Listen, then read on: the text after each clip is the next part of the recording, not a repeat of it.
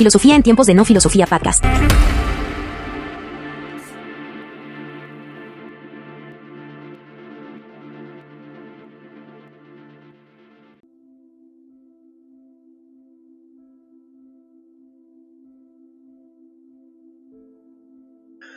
Bienvenidos al episodio número 19 de enero, en esta temporada de filosofía contemporánea, y hoy vamos a hablar de la hermenéutica en la práctica.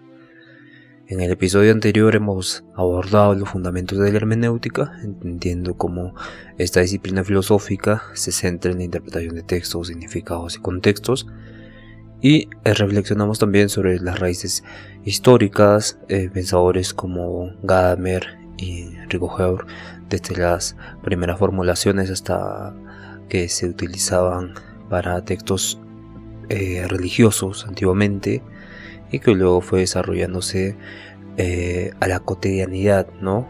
En interpretaciones más modernas. Y hoy nos vamos a adentrar en esta aplicación práctica de la hermenéutica en la actualidad. Este tema es central, dado que para que entendamos qué es la hermenéutica tenemos que verlo en acción, ¿no? Verlo en práctica, y la hermenéutica sigue siendo fundamental, evidentemente, en el estudio de la literatura, no solo para entender el significado de un texto, sino para explorar distintas capas culturales, históricas y subjetivas que lo conforman. Y en la práctica esto no implica considerar las distintas o las diferentes interpretaciones que pueden surgir en función del contexto. No es lo mismo leer a Platón en Grecia que Platón en África, o Platón en China, o Platón en América Latina. Y evidentemente el contexto cambia y varía mucho, y de la interacción que resulta entre el lector y el texto se va a ampliar un nuevo margen de significados, de interpretación. Como diría Ricoeur, el texto mismo es vivo, ¿no? El texto vivo genera un horizonte de comprensión entre el lector y el texto.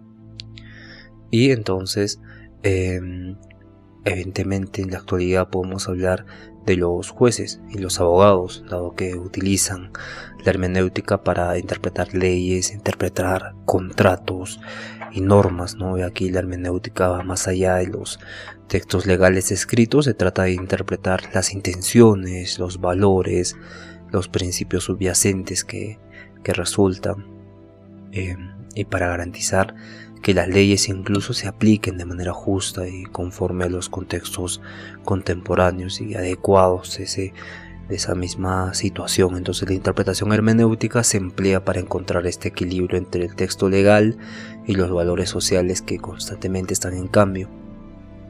Y como último, para la psicología, ¿no? No último, pero sí muy importante, que es la interpretación de relatos personales, la interpretación de sueños, el simbolismo de la psicoterapia. El psicoanálisis es un campo donde la hermenéutica es fundamental. Los terapeutas aplican métodos hermenéuticos para entender las narrativas de los pacientes y ayudándoles a interpretar y reorganizar sus experiencias, sus emociones y pensamientos dentro de un marco comprensible para ellos, ¿no? Traducir todo este tipo de comportamientos en darle un conocimiento objetivo de sí mismo y no subjetivo, que a la vez no ve la objetividad de esa subjetividad que resulta en el ser uno mismo.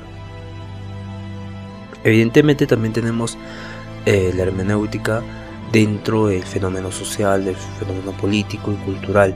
Al estudiar, por ejemplo, los discursos políticos, las políticas públicas o los movimientos sociales, los investigadores utilizan enfoques hermenéuticos para entender no solo las palabras, sino los significados subyacentes, las intenciones y las estructuras de poder presentes en los discursos y las acciones de los actores sociales, ¿no? Evidentemente también en la tecnología y en la inteligencia artificial, la hermenéutica tiene implicaciones innovadoras. Por ejemplo, en el campo de la IA, inteligencia artificial, se explora cómo las máquinas pueden interpretar textos humanos y aprender de ellos, ¿no? Pero evidentemente tienen límites, como la propia reflexión o la imaginación. Evidentemente, cuando le pides un cuento, asocia diferentes cuentos y te da uno básicamente nuevo, pero esto no es un tipo de reflexión, sino es un tipo de armado la creatividad, no puedes pedirle esto a una IA. Entonces la hermenéutica clásica es naturalmente humana por naturaleza, pero algunas de sus bases se aplican al análisis semántico del procesamiento del lenguaje, ¿no? Y ayudando así a las máquinas a entender contextos, matices que van más allá de lo literal. Muy interesante cómo las IAs utilizan, y todo esto se mueve por algoritmos evidentemente, y es muy interesante. Bien, vamos ahora a hablar de la educación y la pedagogía.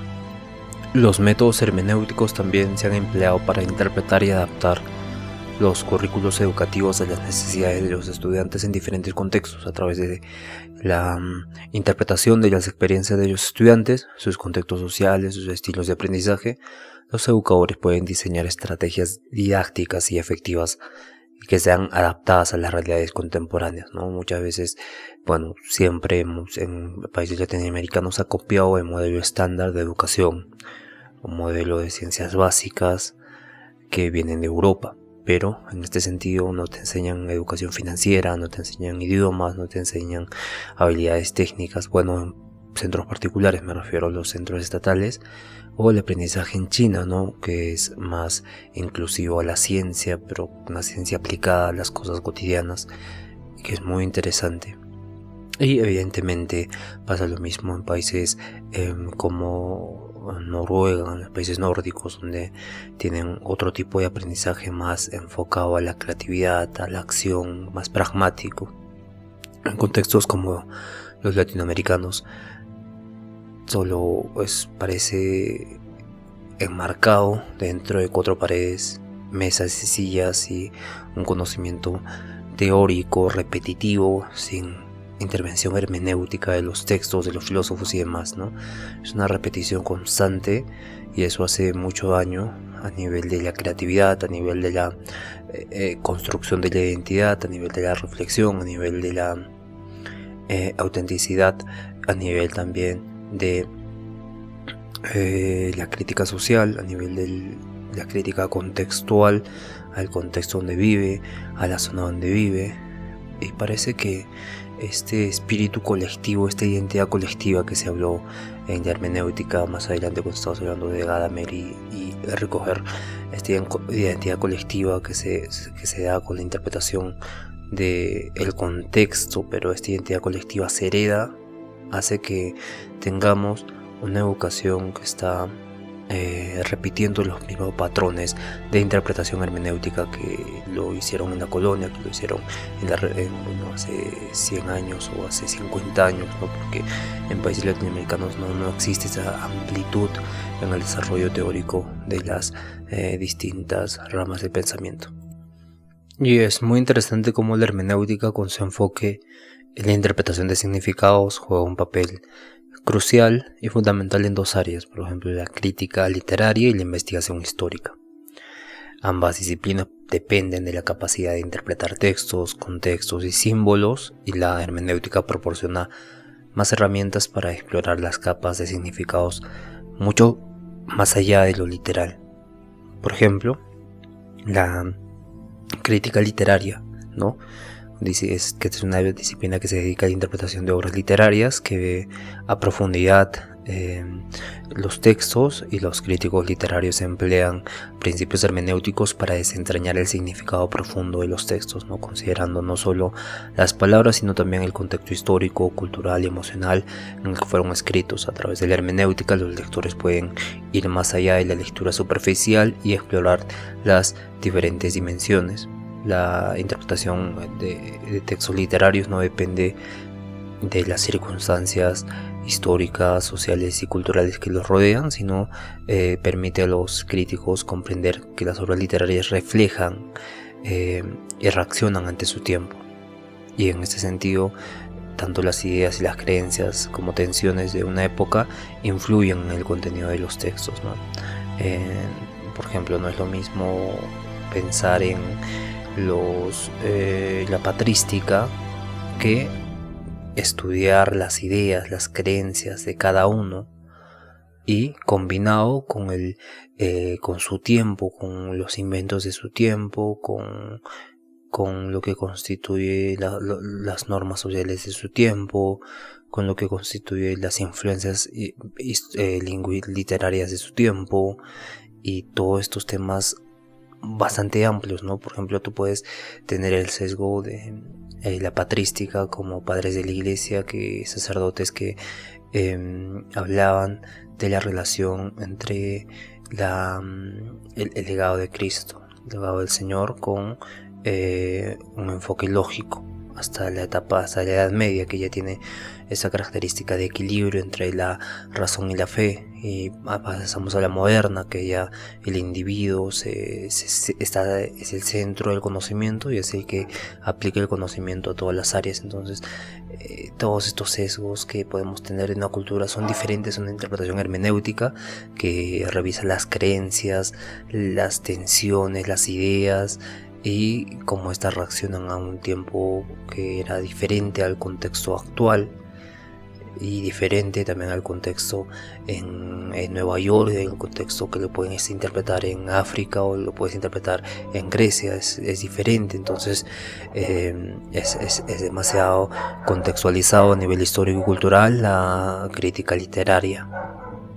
Un texto literario también puede ofrecer múltiples interpretaciones, donde los críticos hermenéuticos se enfocan en desentrañar estas interpretaciones diversas, reconociendo que los significados de un texto no son fijos ni estáticos, sino que pueden variar dependiendo del lector, el contexto y la época. Y este enfoque dinámico promueve una lectura más rica y más compleja. Y la hermenéutica también reflexiona sobre la relación entre el autor y su obra, ¿no?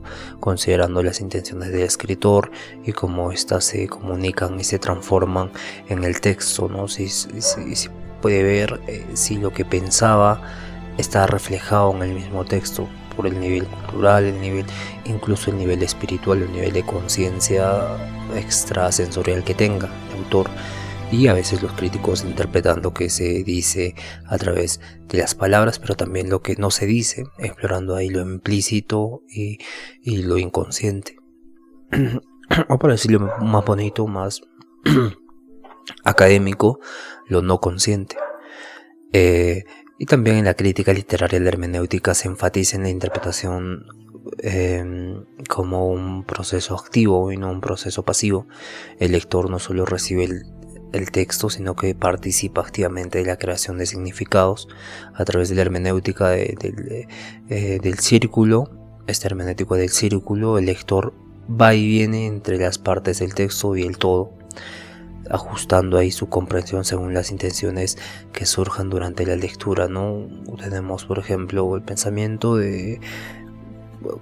voy a ser un poco arriesgado, el pensamiento de Kant, ¿no? Un mundo fenoménico y un mundo nouménico.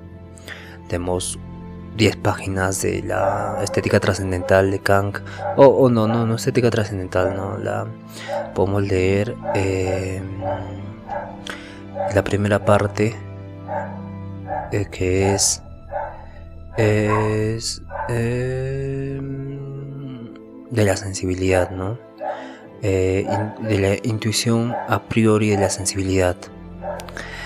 Para esto vamos a tener que recurrir a un tipo de abstracción a priori de que el espacio y el tiempo son antes que la experiencia misma de conocer. Entonces estos a priori determinan ya la sensibilidad y lo que podemos conocer, y está referido, bueno, si leemos estas 10 páginas va a ser muy difícil si no vemos el contexto general del autor, ¿no? En filosofía se hace mucho esto. Primero leemos un poco de 10 páginas, pero al leerlas tenemos que darle sentido al final de lo que se nos dijo, ¿no? La filosofía concreta de Kant, ¿no? El mundo fenoménico y el mundo nouménico. Podemos conocer el mundo fenoménico, pero el mundo nouménico no podemos conocer porque tenemos limitaciones en la razón. Entonces, una vez entendido este contexto, volvemos a leer el texto y lo aplicamos a esta interpretación del tiempo y el espacio como formas puras formas puras a priori de la sensibilidad. Evidentemente Kant es muy complejo, pero a la vez muy interesante. Pasa lo mismo con filósofos como Hegel, pasa lo mismo con Heidegger, pasa lo mismo con varios filósofos que resultan un poco que tenemos que crear esta relación entre el autor y el texto. Imaginarnos, ¿no? Como que pensaba, por ejemplo, Kang creía en los extraterrestres, el joven Kang. En documentos se puede ver esta creencia en los extraterrestres. Entonces, con ese contexto podemos aplicar a su filosofía, que trataba de decirnos que existía también, más allá de la razón, bueno, que existían capacidades, ¿no?, del ser humano, pero que estas no se podían acceder a ellas, ¿no? Y al no poder acceder la razón a ellas, surgía un tipo de preguntas, los tres anhelos del hombre, ¿no? La libertad, Dios y inmortalidad, que estas tres ideas innatas surgían de la razón, pero la razón misma no podía responder. Y evidentemente esto es muy interesante, ¿no? Porque ya hablamos de todo el contexto de lo que se refiere a al contexto de la hermenéutica en la filosofía kantiana. Es muy interesante esta relación entre el autor y el texto. También, y sobre todo que este concepto que tratamos, ¿no?, la hermenéutica del círculo. Esa hermenéutica del círculo es, volvemos de la parte al todo. Entendiendo todo el contexto, ya podemos entender algunas partes que no se entienden si las despegamos del todo, que es muy importante y muy interesante también, ¿no? En el campo de la historia, por ejemplo, la hermenéutica se utiliza para la interpretación de fuentes históricas, desde documentos hasta testimonios orales, ¿no?, considerando no solo el contenido explícito, sino también el contexto y las dinámicas de poder involucradas. La hermenéutica permite a los historiadores dar sentido a los eventos pasados y explorar cómo estos se perciben y se narran a lo largo del tiempo. Hay un tipo de revisionismo histórico también que surge en varias corrientes de América Latina. Este revisionismo histórico cuenta un tipo de historia, la misma historia con las mismas fechas, pero con un contexto diferente, ¿no? Con un tipo de historia aleatoria de la humanidad. Y evidentemente no podemos nosotros, claro, hay evidencia históricamente, pero no podemos estar absolutamente seguros de que sucedieron las cosas así, porque no estuvimos ahí, no está grabado, no está hermenéuticamente configurado en totalidad para entender esto, ¿no? Y dado que nosotros podemos entender literalmente los documentos, pero hermenéuticamente tienen mucho significado los signos, la interpretación de la persona, su subjetividad, también los sueños, la parte psicoanalítica, la parte que no se dice, el contexto familiar, el contexto económico, al mismo tiempo las clases sociales, la división de la sociedad y cómo uno se mantiene en un punto y es influido por ese entorno y todos esos factores extremadamente delicados que fidedignan una investigación histórica, ¿no? Pero que la hermenéutica permite a los historiadores dar sentido a estos eventos pasados. Y evidentemente dependen de textos, cartas, documentos, crónicas y otros materiales de la época que a menudo requieren una interpretación detallada de estos. La hermenéutica ayuda a contextualizar estos textos dentro de los valores y las creencias y perspectivas de la época en que fueron producidos, permitiendo a los historiadores no solo entender el qué, sino también el cómo y el porqué de los relatos. La historia, no todas las voces están igualmente representadas en los documentos oficiales o en las narrativas dominantes, ¿no? En el ser humano es tan complejo que tiene muchos matices y la hermenéutica permite a los historiadores recuperar las perspectivas olvidadas o marginadas, analizando las fuentes menos convencionales como testimonios orales, las cartas personales, ¿no? El registro informal de aquel personaje célebre de la época, ¿no? Y este enfoque ayuda a construir una historia más inclusiva, más matizada, más fidedigna.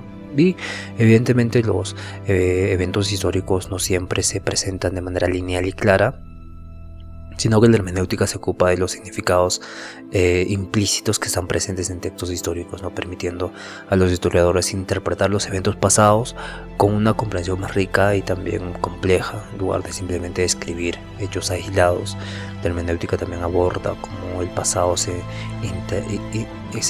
interpreta desde el presente. El pasado se interpreta desde el presente y siempre fue así, pero el presente va cambiando y es dinámico. Entonces, la forma en que los historiadores leen y entienden los eventos históricos no es estática, sino que se ajusta a las preocupaciones, a los problemas, a las perspectivas de su tiempo, del tiempo que los historiadores viven, del tiempo, del contexto también, ¿no? Y evidentemente es un proceso histórico continuo, ¿no? Porque podemos interpretar a San Martín de Porres, a un personaje histórico en un tiempo, y que en otro tiempo se interprete el que interpretó el personaje de San Martín. Entonces, y que interpretemos a San Martín desde ese enfoque, y luego va a aparecer otro, y es muy compleja la interpretación, pero la hermenéutica permite así el entendimiento dinámico entre el presente y el pasado, donde los textos históricos se leen siempre en un contexto de reinterpretación constante. Muy interesante. Ahora vamos a dar ejemplos, aplicaciones prácticas a la hermenéutica. Evidentemente con ejemplos la vida se vuelve más simple. Y vamos a hacer primero la aplicación en la crítica literaria. Vamos a analizar Cien años de soledad. ¿De quién? De Gabriel García Márquez. En la crítica literaria contemporánea, uno de los ejemplos más claros de la aplicación hermenéutica es Cien años de soledad. La hermenéutica permite explorar no solo el significado literal de los eventos narrados, sino también los significados implícitos relacionados con la cultura, la historia, la política, en este caso de Colombia, así como las tensiones entre lo real y lo mágico que se presentan en la obra. Por ejemplo, el contexto histórico. Existe un boom latinoamericano de literatura, y las turbulencias políticas de América Latina en el siglo XX son elementos fundamentales que permiten una interpretación más rica. Ya entendemos el contexto, ¿no? Este contexto histórico, que evidentemente sugiere que más profundidad en países de Colombia, Venezuela, Ecuador, y la relación que tenían estos. Entonces la hermenéutica va a ayudar a leer la novela como una crítica de los ciclos de violencia política, evidentemente de dictadura, que ha caracterizado la historia de muchos países latinoamericanos, y en este contexto recién se va a poder la hermenéutica circular, ¿no? Entender este tipo de hermenéutica como un proceso de desarrollo entre el contexto y la parte, ¿no? Leemos una pequeña parte del texto, 10 o 20 hojas, y luego vamos al contexto general y entendemos esta violencia política y estas dictaduras que aparecían en países latinoamericanos. Y el contexto, evidentemente, los lectores van a diferenciar épocas y pueden interpretar el texto de manera distinta. La novela se lee de manera diferente dependiendo de la época política o social en que el lector se encuentre. Pues este texto refleja diferentes significados según el contexto de interpretación.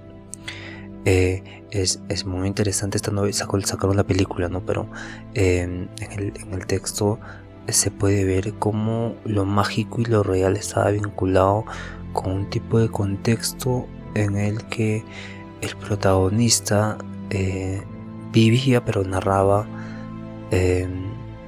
la historia, y es muy interesante. Otro ejemplo de este tipo de hermenéutica es Ulises de James Joyce, quien podemos ver que la ambigüedad lingüística, el texto está lleno de estos juegos lingüísticos de referencias literarias que no son inmediatamente claras para el lector, ¿no? Los críticos utilizan la hermenéutica para interpretar estas metáforas, aparte que hay simbolismos y alusiones literarias, considerando que estas concluyen o tienen una contribución a un entendimiento más profundo de los personajes, concluyen la identidad de los personajes y también sus vivencias, hacen que se entienda más cada una en el contexto de la identidad, en las vivencias, cómo estas influyen en los personajes. Dada esta complejidad en la obra, la hermenéutica permite ver cómo el lector se involucra activamente en el proceso de interpretación, reconstruyendo así el significado a medida que avanza en la lectura. En la Edad Media surge algo muy curioso, que sean los códices y las crónicas escritos por los cronistas de la época, los monjes. Entonces la hermenéutica ha sido esencial para comprender estos textos en su contexto original. La hermenéutica ayuda a interpretar la visión del mundo medieval, pero donde la religión estaba profundamente enraizada con la política y la sociedad. En este caso, por ejemplo, en las crónicas de la reina Isabel I de Castilla puede darnos una luz sobre la ideología de la monarquía del siglo XV y cómo las narrativas sobre la monarquía se estructuraban de acuerdo con los intereses de la corona. Y podemos ver que los textos medievales no solo reflejan la visión de los monarcas, pero también de la iglesia, pero se usan métodos hermenéuticos donde los historiadores pueden interpretar los relatos de las clases bajas o de las mujeres, a menudo invisibilizados en los documentos históricos oficiales, lo que permite así una visión más completa y diversa del pasado. Otro ejemplo de la aplicación hermenéutica en la historia es la Revolución Francesa, donde los documentos producidos durante este periodo, como la Declaración de los Derechos del Hombre y del Ciudadano de 1789, se aplican para entender el significado de esta declaración, que tiene implícitos información implícita, donde los historiadores aplican la hermenéutica para explorar el contexto de la Revolución Francesa. Esto incluye no solo eventos de la misma revolución de la corte de la casa de la reina, sino que también los valores, las ideologías subyacentes, los ideales de la libertad, de igualdad, la fraternidad que definieron esta revolución. La hermenéutica por ello permite que los historiadores estudien las ideas revolucionarias francesas, la Revolución Francesa, que básicamente fueron ideales, ¿no? Y han sido reinterpretados a lo largo del tiempo. Entonces, durante el siglo XIX, los movimientos revolucionarios en Europa leyeron a la Revolución Francesa de maneras diferentes durante el siglo XX, lo que demuestra cómo el significado de un evento histórico puede cambiar dependiendo de la situación histórica en el que se la lea, si es posguerra o es preguerra, ¿no? Y los testimonios de los sobrevivientes, por ejemplo, del Holocausto o la Segunda Guerra Mundial, son otras fuentes históricas que benefician este enfoque hermenéutico, donde los testimonios de las personas no solo reflejan hechos, sino también emociones, traumas, significados personales, creencias sobre la guerra. Entonces, esas diferentes experiencias donde la hermenéutica permite a los historiadores y sociólogos interpretar estos testimonios en el contexto de las generaciones que vivieron en esta guerra. Entonces la narración de un sobreviviente no solo ofrece datos del evento, o sea, vívidos, sino que también relata profundamente sus experiencias humanas con el sufrimiento, la resiliencia y demás, que es amplio el contexto en el que se puede narrar una historia. Entonces la hermenéutica ayuda a desentrañar cómo estas experiencias individuales se vinculan a la narrativa colectiva de la historia, ¿no? Y si coinciden o no coinciden, o si pueden aplicar a ciertos tipos de eventos parecidos. Entonces los testimonios se leen no solo los relatos de lo ocurrido, sino también la parte que ellos son parte de este fundamento histórico para entender cómo las personas han interpretado, han dado sentido a los eventos a medida que los vivían, evidentemente vividamente, pero los tenían este sentido vivo de contar una historia que ellos han vivido. Y la hermenéutica como disciplina se centraba en este caso en los textos, pero también los significados y en los contextos, como vimos con estos ejemplos muy interesantes. Y en el mundo contemporáneo se puede, ya hablamos un poco de la tecnología, de la pedagogía, pero en este mundo globalizado y diverso, la hermenéutica se presenta como un puente entre las diferentes culturas, sociedades, lenguas, y tiene estas diferentes perspectivas, tiene la capacidad de interpretarse y comprender las distintas visiones del mundo, que es crucial para la convivencia en sociedades multiculturales. Entonces la hermenéutica ayuda a desentrañar significados que no siempre son obvios, ¿no? Promoviendo así el diálogo intercultural y la tolerancia. Por ejemplo, la interpretación de los textos religiosos en contextos contemporáneos a menudo requiere un enfoque más hermenéutico que considere las diferencias en la interpretación, las tradiciones, los grupos los hábitos, y entonces la hermenéutica bíblica aplicada a las comunidades cristianas de diferentes partes del mundo, en África, y igualmente la interpretación del Corán en el Islam puede variar dependiendo de este contexto cultural y social donde se lo aplique. Entonces la hermenéutica ayuda a mediar en esos significados divergentes, ¿no? Y encontrar un punto medio donde se pueda desarrollar armónicamente el desarrollo de la hermenéutica bíblica y la interpretación del Corán y la cábala también, que se está estudiando mucho en estos tiempos. Entonces vivimos en una era de sobrecarga informativa donde las redes sociales y los medios de comunicación con los algoritmos moldean las percepciones del mundo, ¿no? El algoritmo ya te define en la forma en que te presenta los videos, y eso es muy interesante y que es algo que no se habla, ¿no? El algoritmo ya te muestra los videos que te pueden interesar, y en ese interés uno se va perdiendo, y en la era de las noticias falsas, los fake news, el ejercicio hermenéutico se vuelve esencial para distinguir entre la información verídica y manipulada, y para comprender las narrativas subyacentes a los medios. La hermenéutica nos permite ser conscientes de los sesgos informativos y las maneras en que relatamos nuestras opiniones públicas. Esto implica una interpretación no solo en los textos informativos, sino también en las estructuras de poder que determinan qué se comunica y cómo se comunica. En el ámbito de los derechos humanos y los movimientos sociales, la hermenéutica sigue siendo relevante al ayudar a interpretar textos legales, convencionales e internacionales, y básicamente es muy interesante donde se da estos tipos de textos legales o las convenciones internacionales que evidentemente son testimonios de víctimas en especial, ¿no? Entonces la hermenéutica interpreta los derechos humanos, permitiendo así una comprensión como los ideales de la justicia y la dignidad humana se deben aplicar, cómo se deben aplicar de manera diversa a través de diferentes contextos y culturas. Un ejemplo de esto podría ser, el análisis hermenéutico de las convenciones internacionales de los derechos humanos, como por ejemplo la Declaración Universal de los Derechos Humanos, ¿no? Que no solo se limita a una interpretación de sus artículos en forma literal, sino que también involucra un examen de cómo estos derechos se pueden implementar, implementan el Estado, ¿no? Se pueden implementar a distintos contextos sociales y políticos. Entonces la hermenéutica facilita una comprensión más matizada de las tensiones entre los ideales universales de los derechos humanos y las realidades locales, y lo que es clave para fomentar ahí el compromiso genuino con la justicia social en todo el mundo. Pero las realidades locales son muchas veces contrapuestas a estos derechos humanos, ¿no? Que pues se puede dar ejemplos de distintas tribus de la Amazonía, tribus de África no conectadas, y específicamente hay realidades locales que van en contra de este tipo del derecho a la vida. Por ejemplo, tenemos cuando Vargas Llosa investiga las tribus en la Amazonía, había ciertos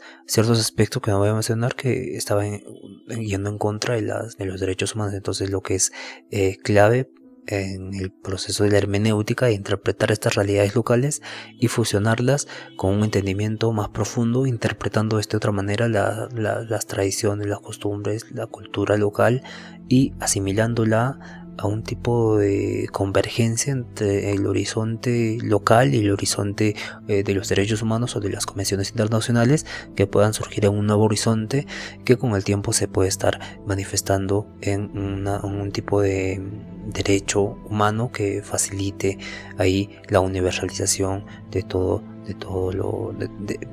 evidentemente de todo el país, ¿no? De todo el mundo. En este caso, recordemos que estas ideas de la ONU surgieron de la paz perpetua. Bueno, fue influenciado también por la paz perpetua de Kant, que mencionaba que los humanos tenemos que vivir en un estado cosmopolita, ¿no? Y en ese estado cosmopolita habían derechos que teníamos que cumplir. Y bueno, con estas ideas y más, hay muchas más, Rousseau y demás, entonces se crea la Declaración de los Derechos Humanos, y esto hace que sea algo interesante el análisis de cómo se pueden se pueden fusionar dos horizontes de interpretación, una realidad local y una realidad de los derechos humanos, un horizonte de los derechos humanos y un horizonte local, fusionarse para comprender algo mucho más profundo que unifique ambos, ¿no? La comprensión es netamente hermenéutica y la comprensión va mucho más allá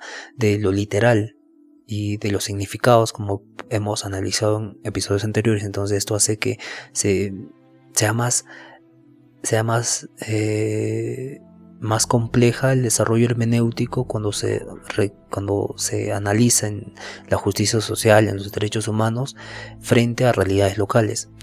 Y evidentemente eso ha sido un desafío, como también los desafíos de la hermenéutica en la tecnología y en la CIA, ¿no? Porque uno de los desafíos contemporáneos de la hermenéutica es la relación con la interpretación humana y la tecnología. El proceso hermenéutico es inherentemente humano, evidentemente, pues involucra una comprensión subjetiva de los significados, pero con la creciente presencia de la CIA, este tipo de análisis de textos de manera súper rápida, entonces la traducción automática, la interpretación semántica se pone en duda con las máquinas que pueden abordar un proceso interpretativo, pero las herramientas de procesamiento del lenguaje natural, que es la PLN, desarrolladas por las máquinas, estos generan un lenguaje humano, pero están limitados, ¿no? Intentan replicar ciertos aspectos de la hermenéutica. Sin embargo, la hermenéutica humana va más allá de una simple codificación de palabras. Incluye la intencionalidad, incluye el contexto emocional, incluye el sujeto, incluye el estado de conciencia, que las máquinas evidentemente no pueden replicar completamente. Entonces la reflexión hermenéutica contemporánea debe preguntarse hasta qué punto las máquinas pueden participar en la interpretación sin perder el sentido profundo que los seres humanos pueden aportar, ¿no? Podemos pedirle a la IA un resumen de Platón, pero no podemos tener la comprensión de este horizonte de Platón, o el horizonte de su texto y el horizonte del intérprete, que eso evidentemente es muy complejo de realizar, ¿no? Y otro desafío también contemporáneo es la desconfianza hacia los relatos oficiales o dominantes, ya sean políticos, históricos o sociales, en un contexto donde muchas personas cuestionan las narrativas del gobierno, las instituciones o los medios de comunicación. La hermenéutica juega un papel crucial al ofrecer herramientas para interpretar y criticar estas narrativas. Sin embargo, la pluralidad de perspectivas puede ser un desafío, ya que requiere un equilibrio entre la crítica constructiva, y la construcción de una comprensión compartida.